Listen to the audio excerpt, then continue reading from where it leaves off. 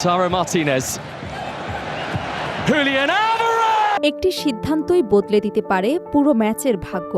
ফুটবলে এমন কথা প্রায় শোনা যায়।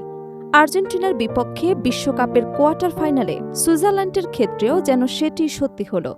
ম্যাচের ৭২ মিনিটে ব্রিল অ্যালভোলোর বিতর্কিত লাল কার্ডের পরই বদলে যায় পুরো ম্যাচের চিত্র। শেষ পর্যন্ত ১০ জনের দলে পরিণত হওয়া সুইজারল্যান্ড ৩-১ গোলে হেরে বিশ্বকাপ থেকে বিদায় নেয়। ম্যাচ শেষে সুইস খেলোয়াড় এবং কোচের কণ্ঠে ছিল তীব্র হতাশা এবং ভিএআর সিদ্ধান্ত নিয়ে ক্ষোভ।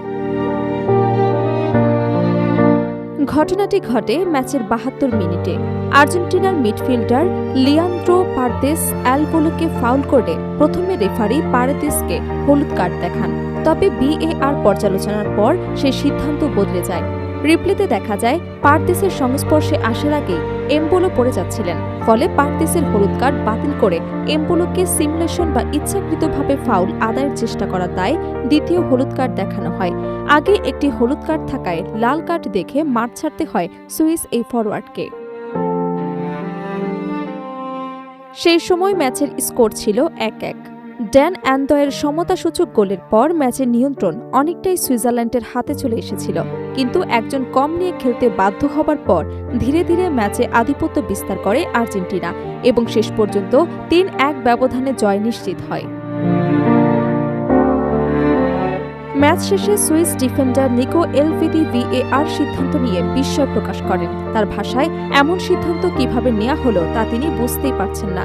সুইজারল্যান্ডের কোচ মুরাদ ইয়াকিনও লাল কার্ডকে ম্যাচের টার্নিং পয়েন্ট হিসেবে উল্লেখ করেন। তিনি বলেন, তাদের দল ম্যাচ নিয়ন্ত্রণ করেছিল এবং খেলায় আধিপত্য ছিল, কিন্তু এমন একটি নিয়ম প্রয়োগ করলে দলকে বড় শাস্তি দেওয়া হয়েছে যা তার কাছে বোধগম্য নয়। ইয়াকিনের দাবি, রেফারির উচিত ছিল খেলা চালিয়ে যাওয়া। নিজের সিদ্ধান্ত সংশোধন করতে গিয়ে শেষ পর্যন্ত সুইজারল্যান্ডকেই ক্ষতিগ্রস্ত করা হয়েছে। এমবোলোর পক্ষেও দৃঢ় অবস্থান নেন সুইস কোচ। তার মতে, এমবোলো সবসময় দলের জন্য নিবেদিত একজন ফুটবলার, তাকে এককভাবে দোষারোপ করা অন্যায়।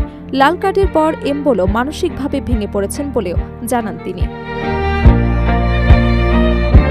সুইস অধিনায়ক গ্রানিট জাকাও একই সুরে কথা বলেন। তার মতে, লাল কার্ডই ম্যাচের গতিপথ পুরোপুরি বদলে দিয়েছে।